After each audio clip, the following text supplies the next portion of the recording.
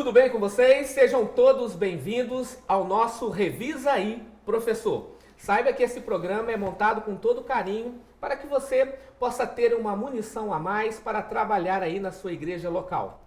Está aqui conosco o pastor Bruno. Seja bem-vindo. Pastor Bruno já é um âncora conosco aqui no programa. Deus seja louvado. Obrigado. E hoje nós temos o pastor Franklin Silva. Conta um pouquinho de onde veio, aonde tem exercido o ministério. Pastor Patrick, obrigado pelo convite de vocês. É um prazer estar aqui. Pastor Bruno também. Como ele já disse, né? O pastor Patrick disse aqui, me chamo Franklin. Eu formei recentemente lá no nosso querido IAN, né? Para alguns aí que estudaram lá.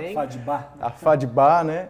Formei no final do ano passado e esse ano estou atuando aqui no Hospital Adventista Silvestre, aqui no Rio de Janeiro. Meu primeiro ano de ministério e está sendo um prazer servir aqui. Seja bem-vindo aí. Obrigado. Legal, temos um Aspira aqui conosco, né? É bom. É bom, seja bem-vindo. Prazer. Viu? É muito bom tê-lo conosco aqui. Eu conheci algum tempo atrás. Estagiou no Silvestre, né? Sim, em 2018. Amém. Casado? Casado, recém-casado. A minha esposa está aqui também no Rio. A gente está muito feliz. Nós dois somos do Nordeste, mas somos apaixonados pelo Rio de Janeiro. Ok. Que bom. Saiba que você é muito bem-vindo aqui conosco. Obrigado. E com certeza você vai abençoar a vida aí dos nossos professores. Amém. Lembrando que no dia 23/8 teremos também o projeto Maná. Vai funcionar no domingo, de 8 horas da manhã até as 20 horas da noite. Então programe-se aí, prepare a sua igreja, para que no dia 23 possamos ter aí um lindo movimento na sua igreja, porque o sonho de todo pastor distrital, com certeza, e de toda a igreja, é que cada membro possa ter a sua lição. Fazendo a sua renovação de assinatura, hein? Com certeza. E não poderemos também esquecer de falarmos que todo o programa deixamos uma dica. E hoje o pastor Arilton de Oliveira tem uma dica. Qual é a dica, pastor?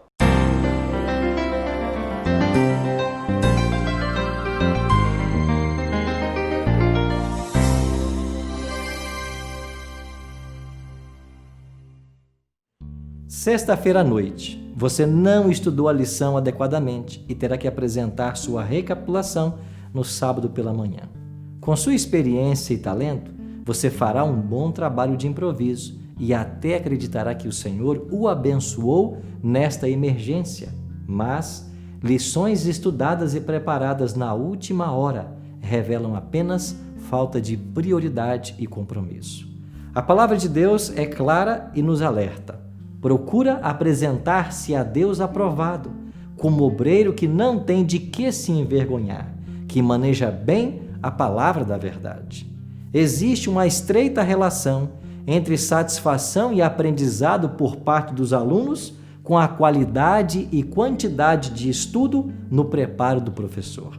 Por isso, professor, a dica de hoje é: seja disciplinado, colha seu maná espiritual diariamente, e no sábado pela manhã, ofereça o dobro das bênçãos aos seus alunos. Ok, excelente dica, pastor Arilton. Muito obrigado pela sua dica e, claro, por ter dedicado um tempo para orientar aí os nossos queridos professores. Lembrando que cada dica dessa que está sendo gravada pelos nossos amigos da Novo Tempo veio deste livro 50 dicas.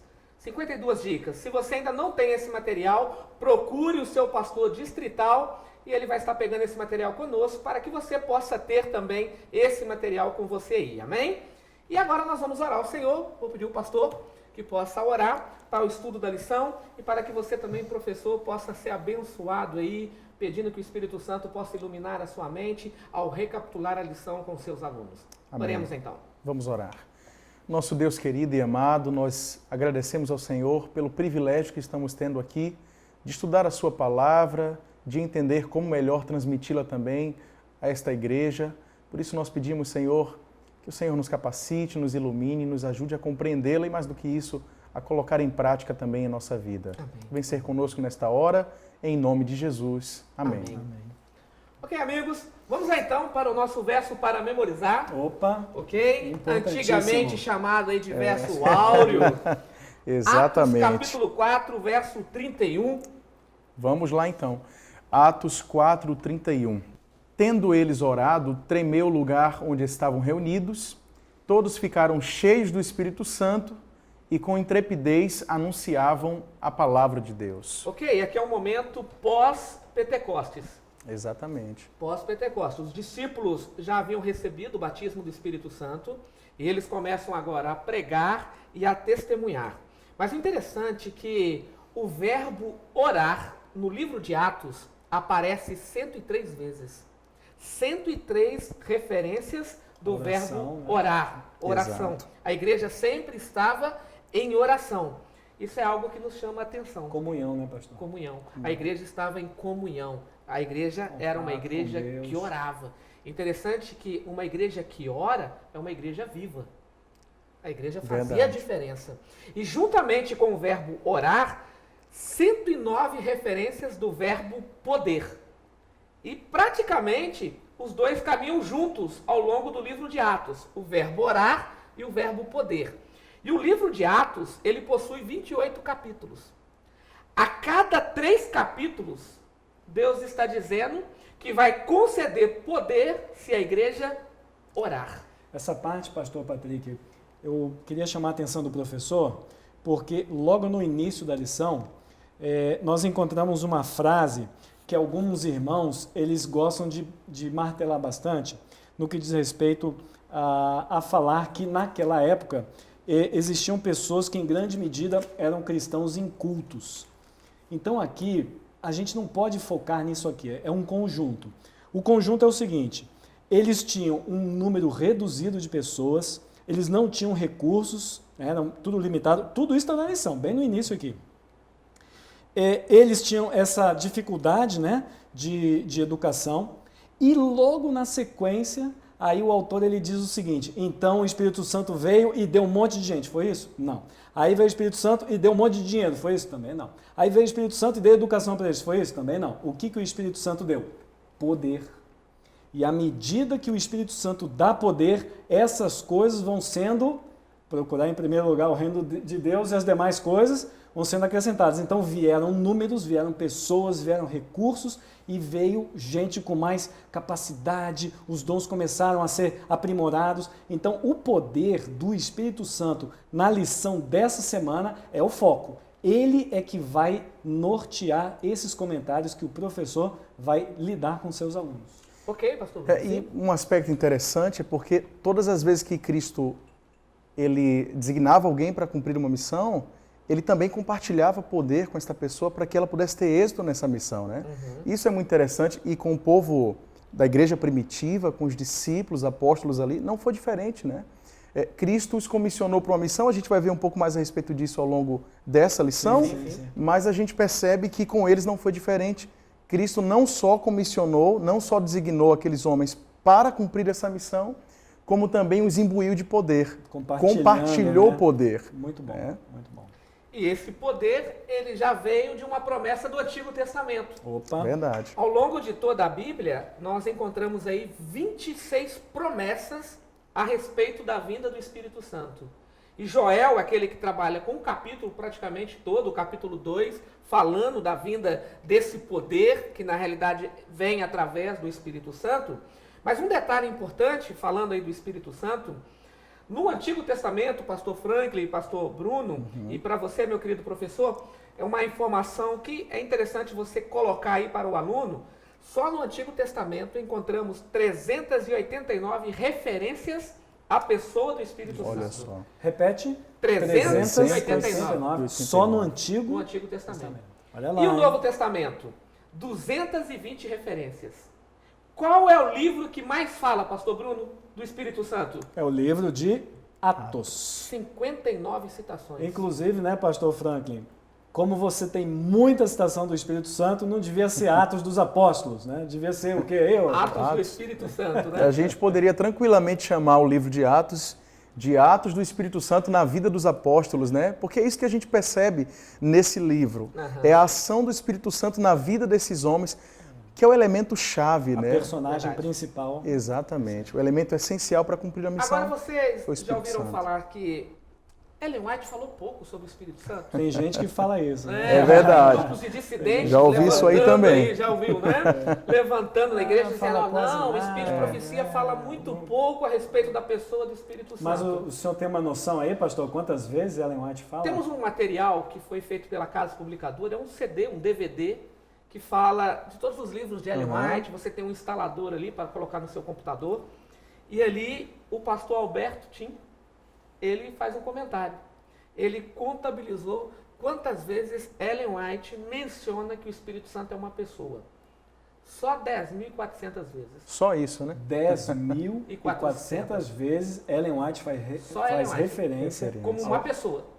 Olha aí. Como uma pessoa Interessante, da né? Santíssima Um Trindade. dado muito importante. De extrema muito importância, Com não é? certeza. Já que essa é uma questão tão questionada pelas pessoas, né? Justamente. Isso Então, só reforça a responsabilidade do Espírito Santo na nossa vida e a contrapartida que nós temos para com o Espírito Santo. justamente. Verdade. E ele pega essa igreja, uma igreja militante, e a promessa é que esta igreja que ele pega do início vai se transformar numa igreja triunfante, não é? Isso Então a mesmo. igreja começa com ele e ela finaliza a obra com ele. Então todos os méritos não é da igreja em si, é dele. Sem dúvida. Né? Ele é o Deus conosco aqui. E é uma promessa do Antigo Testamento com os 4 primeiros evangelhos, onde nós encontramos 26 promessas a Coisa, respeito né? da vinda. Mas para entender isso, é preciso recapitular um pouco da história. Jesus Cristo, ele inicia o ministério ali por volta do 27 depois de Cristo, né? O ano 27, ele é batizado, se cumpre a profecia do Antigo Testamento, de Daniel, capítulo 9, quando a semana ali, né, é toda cortada, né? Nós temos ali os cortes da semana, e aí diz que no ano 27 ele seria ungido. E a unção aqui é o Espírito Santo. Cristo recebe o Espírito Santo no seu batismo. Então ele é batizado. Após o seu batismo, ele se dirige para o deserto e ele fica 40 dias no deserto. Como se fosse um preparo. Né? Justamente. preparo, Interessante, bem colocado, pastor Bruno. A palavra deserto aí significa encontro com a palavra. Sim. Ele foi para o deserto, né? Aham. Para ter um encontro com a palavra. E durante esses 40 dias, o diabo fez de tudo para que ele não pudesse ter esse encontro com a palavra. E não é diferente conosco, né? Como que o diabo trabalha de todas as maneiras para que a gente não venha ter um encontro com a palavra. Ele sai ali dos 40 dias, ele se dirige para o Mar da Galileia e ele começa a recrutar ali os discípulos. Primeiro ele recruta 3, depois ele chama mais um na beira do caminho, depois um que estava cobrando impostos, e aí ele forma o seu grupo, 12 pessoas. E ele, com essas 12 pessoas, ele começa a trabalhar com elas. Sim. Ele pregava, ele ministrava, ele curava e ele ensinava, né, como deveria trabalhar com essas pessoas, quebrando o preconceito. Só que ele morre. Aí vem uma decepção. Mas no terceiro dia ele ressuscita. E aí ele aparece para os 12. E um outro grupo de pessoas, né? O livro de Atos diz que cerca aí de 120 pessoas. E ele então agora fica em recuperação com esses discípulos 40 dias. Aí eu chamo da renovação deles, né? A renovação. Se fôssemos falar a nível de faculdade, eles ficaram 3 anos e meio estudando e tomaram bomba, né? Foram reprovados. E aí Jesus agora fica mais 40 dias, né? Mais 40 dias. Dar a última... E aí, eu gostaria, pastor Bruno, que você pudesse ler Lucas, o capítulo 24, verso 48 e 49. É importante, professor, você também mostrar isso, ok? O que Jesus Cristo fez com eles? Eu vou já pedir ao pastor Franklin também que possa abrir Atos, capítulo 1, verso 6 e o verso 8. São textos paralelos. Na realidade, João ele dá uma quebrada, né? Sim, o Evangelho de João, porque o livro de Atos é uma continuação do Evangelho de Lucas. E, aliás, é o mesmo autor, né? O autor é ele, né, Lucas? Verdade. Vamos lá, então. Vamos sim. Lucas, capítulo 24, Verso e 48. os versos 48 e 49. Correto? Vós sois testemunhas destas coisas. Eis que envio sobre vós a promessa de meu Pai. Permanecei, pois, na cidade, até que do alto sejais revestidos de poder. Eles deveriam primeiramente permanecer aonde? Ali. Em Jerusalém. Jerusalém. Deveriam permanecer em Jerusalém. Aí você já se perguntou por quê? Não tem um ditado que diz que santo de casa não faz Não milagre? faz milagre, né? Por que começar justamente em casa? Ali, né? Ali, É. em Jerusalém. O livro Atos dos Apóstolos, a mensageira do Senhor diz que a primeira função dos judeus era convencer os judeus quem era o Messias. Até então, eles não entendiam completamente quem era o Messias. E agora os discípulos deveriam começar em casa com os judeus, mostrando de fato que Jesus era o Messias. Era o Messias. Posso fazer um comentário, pastor? Claro. Quando a gente estuda Apocalipse, ele conclui com a Nova Jerusalém. Né? E a Nova Jerusalém, ela não foi escolhida por homens, ela foi escolhida por Deus. Sim. E João, os judeus, né, eles entendem essa cidade ter uma importância tamanha que quando ele escreve o Apocalipse, ele diz assim: eu vi a Nova Jerusalém descendo. Puxa, parece que alguém foi lá e falou, ó, diz que é Nova Jerusalém. Então é nesse contexto, pastor. Jerusalém, ela não foi simplesmente um nome aleatório, ela foi escolhida por Deus, e aí Deus então vira para os discípulos e diz, ó, aqui vai ser o começo, e a Nova Jerusalém vai ser o recomeço. Interessante que Jerusalém, Muito cidade bom. da paz, né? É, É o significado dela. muito bom. Então, pastor, Atos capítulo 6, né? Capítulo 1, Capítulo perdão, 1. verso 6 ao verso 8. Aqui diz assim: então, os que estavam reunidos lhe perguntaram: Senhor, será este o tempo em que restaures o reino a Israel? Respondeu-lhes: não vos compete conhecer tempos ou épocas que o Pai reservou pela sua exclusiva autoridade, mas recebereis poder ao descer sobre vós o Espírito Santo, e sereis minhas testemunhas, tanto em Jerusalém como em toda a Judéia e Samaria e até aos confins da terra. Agora ele aumenta a geografia. Opa! Bastante, né? No começo era só Jerusalém, né? Agora, Aumentou a geografia. Judéia, aí, né? Samaria e Mas confins antes da dele terra, aumentar a né? geografia, ele disse, ó, fica em Jerusalém, porque vocês vão receber algo prometido pelo meu Pai. Exato. eu fico imaginando se a gente hoje recebesse essa incumbência, né? Porque hoje a gente sabe, né? A igreja adventista espalhada pelo planeta, Sim. poucos lugares não tem a presença, se comparado com tudo, né? Sim, sim. Agora, naquela época, era Quase impossível, era impossível, né? Você imaginar uma coisa dessa. Então, eu vejo que Jesus, ele despertou nos discípulos a necessidade de orar para pedir o Espírito Santo. Sem dúvidas. Agora, Sim. só algo interessante, pastores, que quando os discípulos percebem que Cristo vai voltar aos céus, que ele já começa dizendo, eu vou voltar ao Pai, mas fiquem aí em Jerusalém, permaneçam em Jerusalém, Jesus fala assim com eles, ó, vocês estão muito preocupados com datas, vocês estão presos aí em eventos, a preocupação de vocês não deveria ser datas, a preocupação de vocês não deveria ser o dia que eu vou voltar, a preocupação de vocês deveria ser, precisamos receber o Espírito Santo. Porque quem vai preparar este mundo para o final da história é o Espírito Santo. Através de nós e em nós. Ele vai fazer esse trabalho. Então ele está dizendo, não fique preso em datas. Estão preocupados aí com eventos? Sim. A preocupação de vocês é receber o poder. A lição de domingo ela vai Exato. tratar, né, Justamente. sobre esses E nós estamos dentro dela, aspectos, né? exatamente. Jesus e a promessa do Espírito Santo. Porque é ele que vai ter a função de convencer as pessoas do pecado. Mas diga lá, pastor. Mas se uma coisa tão importante, nessa ênfase que Cristo dá na presença do Espírito Santo, na necessidade de buscar o Espírito Santo, isso pode ser aplicável também aos nossos dias. Sim. Com tudo que está acontecendo, as pessoas estão muito preocupadas com a iminência da volta de Cristo. E isso é bom, de certa forma. Só que alguns estão ficando muito angustiados, né? Extremamente preocupados, pensando, será que vai ser agora? Será que daqui 5 anos? Será que falta pouco tempo? Mas eu creio que a ênfase, e é interessante que o professor também dê esta ênfase no estudo, né? A ênfase da igreja, nesse tempo que nós estamos vivendo, devemos buscar o Espírito Santo com mais intensidade. Assim como a igreja primitiva buscou o poder do Espírito Santo, ali primeiro os discípulos, em seguida a igreja primitivos que foram sendo inseridos na fé, também buscaram com intensidade o Espírito Santo. Nós, nesses dias que estamos vivendo, difíceis, né? Devemos buscar também a presença do Espírito Santo como sendo a principal necessidade da igreja hoje. Justamente. Aqui, pastor Franklin, você deu uma deixa que eu gostei muito, eu quero aproveitar aqui, porque o pastor ele foi muito feliz ao dizer assim, que a igreja precisa buscar o Espírito Santo. Mas, na Bíblia, o Espírito Santo ele não busca a igreja, ele busca o mundo. Verdade. Então, aqui na Bíblia diz assim, o Espírito Santo ele vai convencer do pecado, da justiça e do juízo. E a pergunta é, quem o Espírito Santo vai convencer?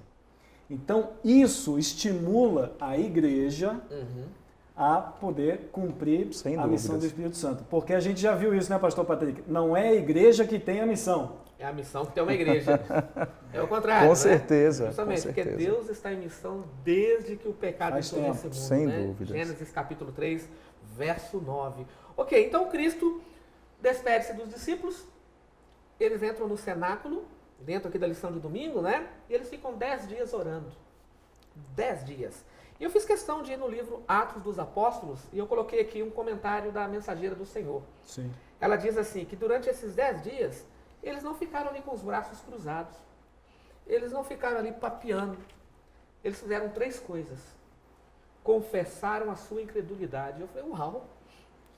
Eles eram incrédulos. 3 anos e meio convivendo com 3 Cristo. anos e meio com Cristo e ainda tinha dúvidas no coração. Agora imagina nós. Nós estamos pela fé. E Verdade. eles não confessaram pecados, eles confessaram incredulidade. Justamente. Então, o primeiro passo, confessar a sua incredulidade nas promessas divinas. Havia dúvida ali, principalmente com respeito à ressurreição de Cristo. Agora ele ressuscitou. Agora ele voltou aos céus. E ele prometeu que vai voltar. Será? Se a quarentena é um tipo de peneiramento para a igreja, a morte de Cristo foi um peneiramento para os crédulos, porque os próprios discípulos estavam confessando, pois é, eu não fui muito crédulo. Justamente. Aí a segunda coisa que Ellen White diz que eles humilharam o coração em verdadeiro arrependimento. Humilharam o coração. Isso é bom. Interessante que o verbo humilhar aqui não é o bonito falar que é feio. Não é isso. O verbo humilhar aqui significa rasgar o coração, abrir o coração. E uma palavra que às vezes é traduzida no lugar do verbo humilhar é a palavra sincero. E a palavra sincero vem do latim sincera. Sincera. Ou seja, Deus quer que você seja objetivo. Às vezes a gente vai plantando um monte de flores e não chega aonde Deus quer. Então eles foram direto ao ponto. Senhor, somos incrédulos e estamos arrependidos. E precisamos ter uma mudança de quadro. E a terceira coisa que eles fizeram, uniram-se em íntima comunhão. O que eles fizeram aqui? Olha só, Pedro, eu tenho uma diferença contigo. Tomé, eu tenho uma diferença contigo. Eles tiraram, jogaram por terra as diferenças. E aí 10 dias, o Espírito Santo prometido É, Que maravilha, e, né? e não é diferença de personalidade, é diferença de expectativa, né? Sim. Ah, esse Tomé é desse jeito. Ah, o João aí, esse João acha que... Então eles começaram a entender que a expectativa que eles tinham uns para com os outros, que são essas diferenças, estava atrapalhando. Justamente. Né? E é muito legal porque você vê que esse grupo unido é o grupo que começa a chamar a atenção do Espírito e o Espírito parece que fica cada vez mais próximo deles. né? Justamente. É, E aí vem a cereja do bolo, que é a lição de terça-feira, Opa! que é uma igreja capacitada. É justamente o título da lição. Nós voltamos ele aqui agora na segunda-feira, né? Uma igreja capacitada, mas para essa igreja ser capacitada, ela precisa do poder do Espírito Santo, que é a lição de terça. Então as duas estão em anexo sem aí. dúvida. Não tem como uma igreja ser capacitada Sem ela a não presença. tem o Espírito Santo, sem a presença dele. Sem E o dúvidas. Espírito Santo, né, o pastor Patrick, uma das funções, uma das responsabilidades, né, do Espírito Santo é exatamente nos instruir, né? Ensinar, vai convencer na justiça, no juízo e vai nos instruir. Ou seja, uma parte legal aqui da lição é que ele abre as portas do nosso entendimento. Sim. Então, essa é uma coisa que eu achei legal na lição de terça. E o livro de Atos deixou uma coisa bem clara. O Espírito Santo, ele atua dentro da igreja e fora da igreja. Ele atua, né, de maneira ambígua, né? Vamos colocar assim. A igreja, ele capacita a igreja. E essa igreja agora capacitada em movimento, a igreja cumprindo o ID, ele vai trabalhar em convencer aqueles que estão ouvindo do pecado, da justiça e do juízo. Então, imagina, você recebe o poder do Espírito Santo, você prega a palavra e as pessoas que estão ouvindo estão sendo tocadas por ele, que concedeu poder à igreja, agora o poder da conversão, né? E o pastor Franklin vai entender, né? Quando a gente começa a se envolver mais, né, com as atividades da igreja, a gente percebe que a gente tem que convencer não apenas os de fora da igreja, a gente já tem que convencer também os de dentro, porque parece que o trabalho hoje é dobrado, né? Sim, Você tem gente verdade. dentro da igreja que diz, tudo é bonito, ele fica lá só observando. Eu falei, irmão, tudo é bonito, desde que a gente coloque o quê? Em prática isso daí. Né? Sem dúvida. E o pastor Bruno falou uma coisa muito interessante, né? É importante a gente colocar nossa fé em prática. Aliás, a prática fortalece a fé. Né? Alguns que se queixam, por exemplo, mas eu vou à igreja, eu leio a Bíblia, eu oro. Talvez falte um pouco de prática, porque essa pessoa ainda assim se sente fraca espiritualmente. Né? Então, a prática fortalece a fé, mas claro que não é qualquer prática. É a prática conduzida pelo Espírito Santo. Isso eu vejo é mais uma desculpa do que um fundamento. Né? Sem dúvida. Justamente. Agora, sabe o que é interessante? Alguns anos atrás, teve uma conferência nos Estados Unidos e, deixa eu ver um número aqui, para ser bem fiel, foram levados para lá cerca de 6 mil líderes religiosos nos Estados Unidos, representando aí vários países. Qual era o foco? Como revitalizar a igreja? Como preparar a igreja para a igreja deixar de ser uma igreja atracional, uma igreja que fica esperando as pessoas chegarem até ela, e se tornar uma igreja missional, a igreja em missão. E aí fizeram ali vários comentários, várias palestras, e aí o palestrante principal, ele disse assim, eu quero fazer 2 considerações. Ele disse assim, se o Espírito Santo fosse retirado da igreja primitiva, eles deixariam de fazer 95% do que fazia e todos perceberiam. Todos. Mas, se o Espírito Santo fosse retirado da igreja hoje, a igreja continuaria fazendo 95% do que faz. Qual é a parte triste? E ninguém perceberia. Imagina, né? Coisa triste, né? É aquilo que a gente estava comentando. Não é só trabalhar pelos que estão fora da igreja, mas também aqueles que estão dentro da igreja. A gente sabe, já ouviu esse sermão, pastor Franklin já deve ter ouvido, até talvez tenha pregado. Com certeza. A gente tem pessoas que, infelizmente, estão perdidas dentro da igreja. E nós temos que alcançar essas pessoas ainda. Parece que é um trabalho redobrado. Eu não acho que é um trabalho redobrado. É um trabalho que a gente tem que ser um pouco mais atentivo. Porque muitas vezes a gente tem que impulsionar essas pessoas conosco, atraí-las também para que elas vejam que o trabalho que nós fazemos é um trabalho gostoso, é bom estar com essas pessoas. Sem dúvida. Ok, pastores, e aí pegamos alguns personagens aí na lição de terça-feira, por exemplo, Estevão, Filipe, os gentios, você tem ali o concílio de Jerusalém. Qual foi o papel do Espírito Santo na vida dessas pessoas? Vamos lá, eu gostaria de ouvi-los aí. Por exemplo, Estevão, né? Estevão estava sendo ali julgado e condenado porque estava pregando a verdade. Eu vejo aqui, pastor, o seguinte, cada personagem aqui que o senhor falou, ele tem uma postura, uma posição, um nível, um status.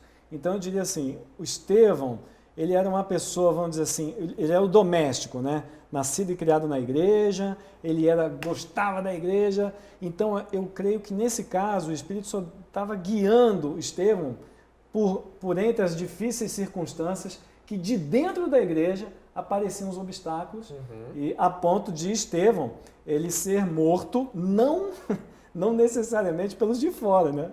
Mas ele foi morto pelos religiosos.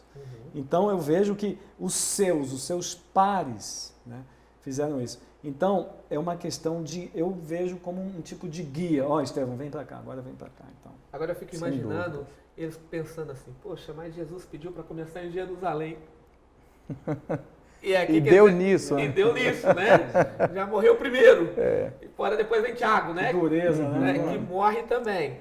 Mas aí a gente percebe a importância do Espírito Santo para que esses homens, apesar disso e dessa impressão que eles poderiam ter de que as pessoas não os estavam ouvindo, que eles estavam tendo mais resistência do que pessoas aderindo ao Evangelho, ainda assim o Espírito Santo foi fundamental para que esses homens não recuassem. Aham. Nós vemos, por exemplo, Estevão, mesmo em face da morte, permanecendo fiel e testemunhando ainda, né, no momento ali do apedrejamento. Sim, né? o Espírito Santo não apenas com Estevão, no momento difícil, mas no momento incompreensível de Filipe, onde ele recebe, Filipe, vai lá, você vai para lá. E aí, à medida que ele chega, ele vê, aquele cara está lendo um livro e tal. Filipe não tinha muita noção do que ele estava, qual seria a sua missão ali, o que eu vou fazer aqui, né?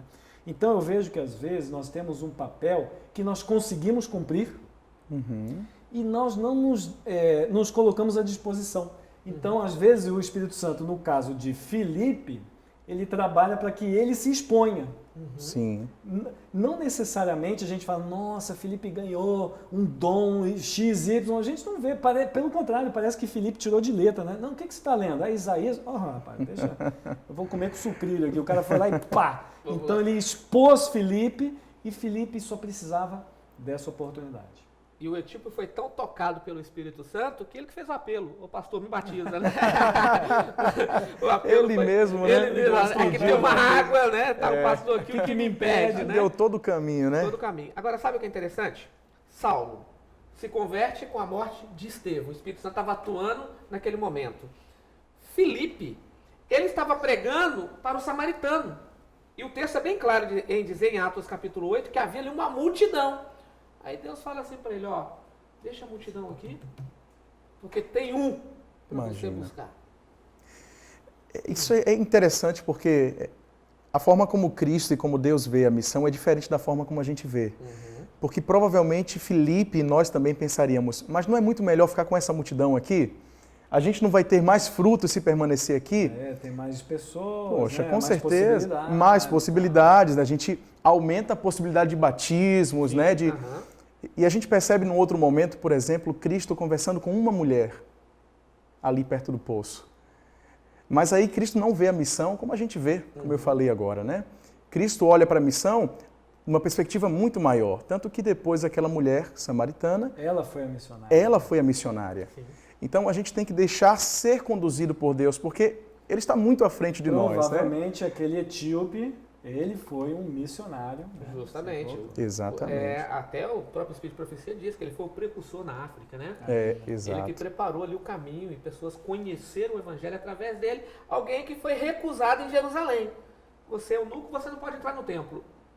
Você tem uma cor diferente, não pode entrar no templo. Você é estrangeiro, não pode entrar no templo. Imagina. São negros. Hoje, o Estado de Israel, né, recebe judeus de vários lugares do mundo, inclusive da Etiópia. Justamente. Pois Muita é. gente lá. Justamente. Aí esse homem viajou aí cerca de 4.700 quilômetros, né, até aquele local para conhecer o homem do livro. Não teve respostas. Deus levanta Filipe, cheio do Espírito Santo, vá. E ele prega. Mas você tem outro caso também agora, os gentios, né?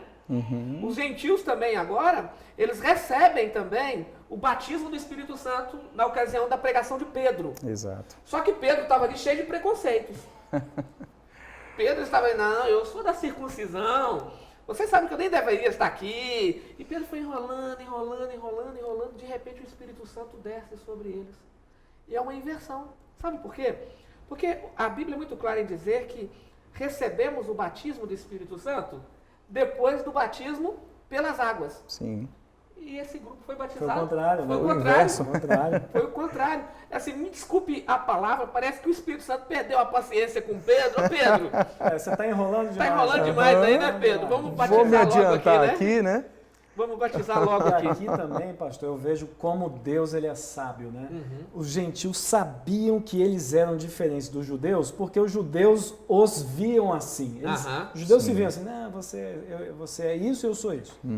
E aí, quando o Espírito Santo trabalha com eles, parece que o judeu vê assim, pô, primeiro foi eles, não foi a gente? Então, eu acho que para Pedro isso foi um impacto muito importante. E aí, começa agora a pregação, os gentios se converteram. E aí vem um burburinho. Né? vem um burburinho, né? E agora? Eles vão ser recebidos como na igreja? Porque eles não são judeus. Eles não são Exato. judeus. Se não for, tem que passar pela circuncisão. Circuncisão. Né? Vamos trabalhar isso aqui. Aí você tem o concílio de Atos, que também foi regido por quem? pelo Espírito Santo, Sim. né? O que deveria ser exigido dos novos conversos, né? Então, como que o Espírito Santo foi trabalhando com a igreja, Essa né? parte faz o link com a lição de quarta, né, pastor? Justamente. Daqui a pouquinho eu vou dar um toque aí com relação E a esse vamos lá assunto então, aí. falando de quarta-feira, né? O Espírito Santo, a palavra e o testemunho. Tem uma frase de efeito de um personagem muito positivo na teologia, John Stott. Sim. Inclusive, ele escreveu um livro que eu gosto muito, se chama Cruz de Cristo. Esse livro é lindo, Livraço. muito Excelente. famoso. Ele tem aí uns de 2 a 3 anos, mais ou menos, que John Stott faleceu. E ele escreveu assim: antes de mandar a igreja para o mundo, Cristo mandou o Espírito para a igreja. Percebe? Antes dele falar assim, igreja, vá, ele primeiro capacita essa igreja. E esse poder que ele capacita a igreja são os dons. Então, primeiramente, ele capacita a igreja. E ele manda a igreja a buscar. Afiando o machado, né? Justamente. Exatamente. A igreja afiando o machado. Mas diga lá, pastor Bruno. Essa parte de quarta-feira me chama a atenção por alguns pontos curiosos, né? Apesar de ser o livro de Atos, essa aqui é uma expressão típica de João. Lá em Apocalipse ele fala, né? Estou preso aqui na ilha de Patmos por causa da palavra e do testemunho. E isso é muito importante, porque aqui na lição de quarta, o autor ele foi muito feliz ao dizer que essas pessoas estavam aceitando a palavra, estavam sendo acrescidas, elas estavam sendo contadas, isso é muito importante, mas não é só aceitar que é o ponto principal. Porque a Bíblia nos ensina a aceitar as pessoas como elas são. Mas a Bíblia, ela foi escrita para transformar as pessoas. Sem dúvida. Então, essa lição de quarta, para mim, ela é inspirada, é muito boa. É bom falar nisso, né? Porque a gente precisa entender que a missão que temos como igreja, aliás, a missão nos tem, né? A missão é que tem a igreja, né? Mas essa missão tem que ser abrangente, isso é verdade. Sim, sim. Né? A gente não pode fazer acepção de pessoas, a gente não pode dizer quem é digno de receber o evangelho ou não. Isso aí é muito claro para nós, né? Mas a gente não pode parar só na aceitação. Aí fica limitado. Fica limitado. Fica limitado. Até porque o principal objetivo do evangelho é transformar as pessoas em novas criaturas. Sim. Isso fica muito claro ali. Né? Paulo apresenta isso em Romanos, por exemplo, em Coríntios, né? Precisamos fazer com que as pessoas, por meio do Espírito Santo, sejam transformadas em novas criaturas. Então, essa é a principal função do evangelho e a principal função do Espírito Santo também, né? Agora, o inimigo é tão sujo, né? E como que ele deturpa toda essa verdade, toda essa bênção, a promessa do poder do Espírito Santo, e como que ele manchou essa imagem hoje do batismo do Espírito Santo no cristianismo. Verdade. Porque hoje existem cultos que são denominados como culto em busca do poder do Espírito Santo, aonde a pessoa fica rodando, fica girando, aonde as pessoas começam a falar em línguas estranhas, as pessoas começam a bater a cabeça de um lado para o outro, parece que estão dançando ali num show de rock, né? Como que o inimigo deturpou tudo isso? Tudo isso com o selo do Espírito Santo. Tudo isso usando aí o selo do Espírito Santo. Mas sabe o que é interessante? Um autor desconhecido disse assim: quando o Espírito Santo está agindo, de fato, ele desperta o povo de Deus para a Bíblia. Esse é o despertamento dele. E pesquisas mostram que as pessoas que têm um envolvimento com a Bíblia, o que elas mais querem é testemunhar a respeito de Jesus Cristo. Porque elas não conseguem ficar caladas com aquilo que o Espírito Santo tem feito na vida delas. Pastor, foi muito legal você ter falado isso. Nesse período de quarentena, as igrejas estão abrindo um pouco, sim, um planejamento de uma hora e meia. E as pessoas passam na frente da igreja e ao mesmo tempo que nós temos a vontade de falar, eu percebo que o Espírito Santo leva pessoas. Elas ficam paradas na porta da igreja vendo a gente ali reunido e tal. Como se alguma coisa tivesse atraindo, chamando elas ali. As pessoas estão com sede de Deus. Então, assim, querido, não pensa que estamos aqui com um preconceito quando citamos aí a questão desses cultos hoje chamados cultos pentecostais, mas entenda uma coisa: o Espírito Santo, quando atua na igreja, ele quer levar você para a palavra de Deus.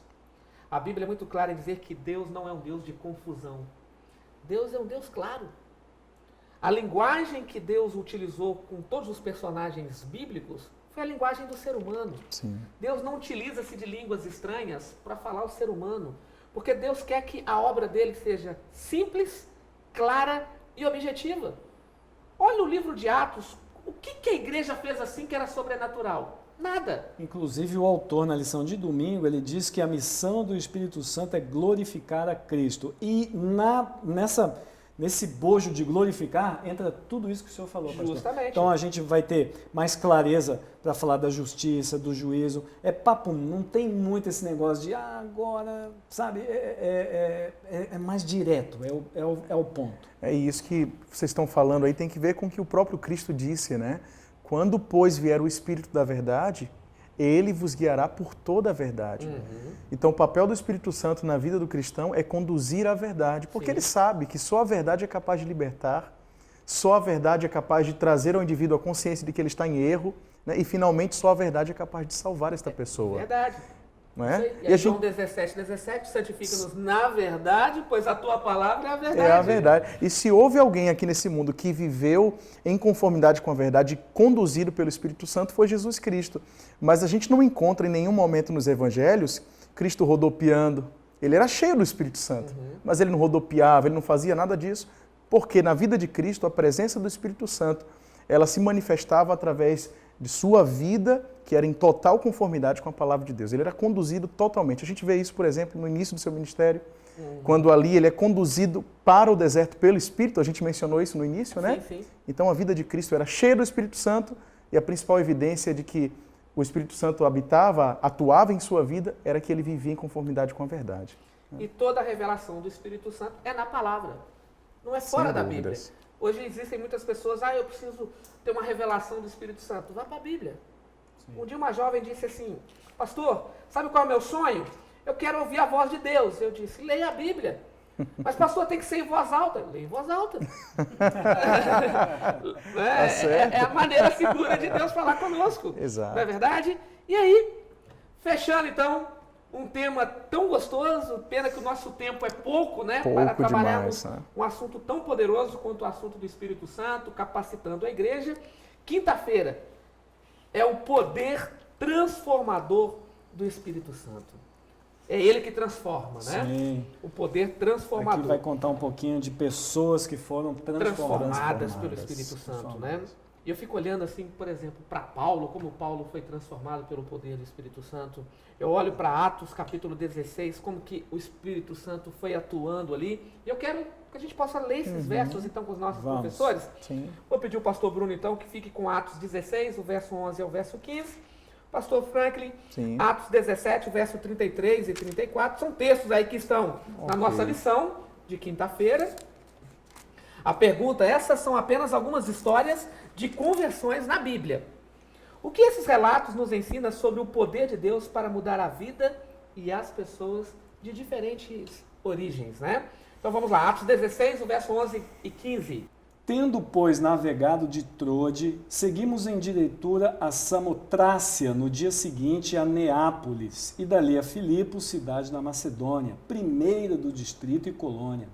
Nesta cidade permanecemos alguns dias. No sábado saímos da cidade para junto do rio, onde nos pareceu haver um lugar de oração. E assentando-nos, falamos às mulheres que para ali tinham concorrido. Certa mulher chamada Lídia, da cidade de Tiatira, vendedora de púrpura, temente a Deus, nos escutava. O Senhor lhe abriu o coração para atender às coisas que Paulo dizia. Depois de ser batizada, ela e toda a sua casa nos rogou, dizendo: Se julgais que eu sou fiel ao Senhor, entrai em minha casa e aí ficai. E nos constrangeu a isso. Sabe o que é interessante? Era uma mulher que trabalhava no comércio, ela ouve a mensagem, e o livro Atos dos Apóstolos é bem claro em dizer que ela se tornou uma patrocinadora do cristianismo. Ela ajudava a manter as viagens de Paulo, os trabalhos de Paulo, né? Aquilo que a lição abre, né? Eles tinham poucos recursos, não tinha muitas pessoas, e agora começa. Vem pessoas, vem doações. É o poder, né, do Espírito Santo, é o poder do Espírito Santo. Ela foi impressionada de tal forma que quis servir também Ela com quis seus ajudar, recursos, né? né? Justamente. E pastor Franklin, Atos 17, o verso 33 e o 34. Ok, aqui diz assim: a essa altura Paulo se retirou do meio deles. Houve, porém, alguns homens que se agregaram a ele e creram. Entre eles estava Dionísio, o Areopagita, uma mulher chamada Dâmaris, e com eles outros mais. Sabe o que é interessante? Aqui era uma situação difícil. Porque Paulo ele estava numa região chamada Atenas. Sim. De acordo com alguns estudiosos, em Atenas existia mais imagens de deuses do que pessoas. Era um local totalmente cheio de ídolos. Politeísmo Politeísmo, total. justamente. Total. E Paulo estava ali, né? Vendo aquelas coisas, e aí alguém reconheceu Paulo e disse: não é você o pregador que anda por aí falando de um Deus estranho? Aí Paulo observou toda aquela situação, alguém que conhecia a cultura aonde estava, ele disse: não, eu prego o Deus que vocês conhecem. É esse aqui, ó, a pedra, né? O Deus desconhecido. Deus É desconhecido. esse aqui, esse que criou os céus, esse que criou o mar, é esse que criou tudo. Nele nos movemos, né? Ele usa essa expressão e ele começa a trabalhar de uma maneira sem ferir a crença deles. Sim. Apresentou a Deus de uma maneira muito tranquila. Qual foi o resultado? Pessoas de poder, né? Digo assim, poder de status, né? Sim. Se converteram e se tornaram também pessoas que somaram muito no cristianismo. Exato. Como que a Bíblia revela o poder transformador do Espírito Santo. E sabe o que é legal?